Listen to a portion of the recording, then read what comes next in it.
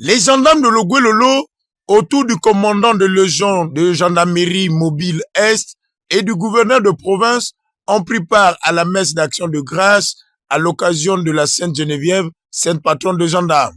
Cette messe qui a rendu un hommage mérité à celle-là qui, au début du 5e siècle, a combattu aux côtés des hommes en treillis. Sainte Geneviève naquit en 422 à Nanterre et mena une vie de prière et de pénitence. Vers 440, elle fit profession de se consacrer à Dieu et mena une vie cloîtrée comme toutes les religieuses de son époque.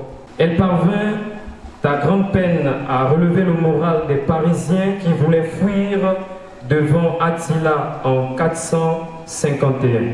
Son calme et son courage permirent l'organisation de la résistance et la ville fut sauvée.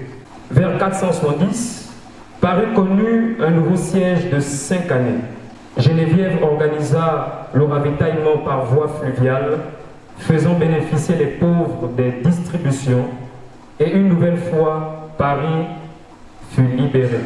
Dans la période troublée de ce temps, Geneviève voyagea pour fortifier les énergies, aider les malheureux et assister les malades ainsi que les prisonniers. Dans son homélie, le curé de la paroisse Notre-Dame de la Salette a salué la bravoure de celle-là qui a été désignée dans les années 1800 par le pape Jean XXIII, patron des gendarmes du monde. Sainte Geneviève vécut à Paris au 5e siècle, un siècle particulièrement agité, marqué par la chute de l'Empire d'Occident, qui se décomposa lentement entre 408 et 480.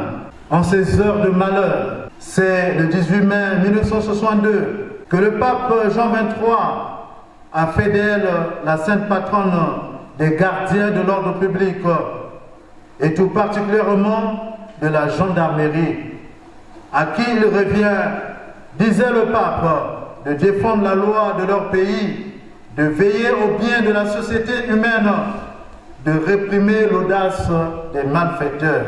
Rappelons que décédée un 3 janvier, cette patronne de la gendarmerie est célébrée chaque fin d'année et par elle, l'ensemble des frères d'âmes morts au combat.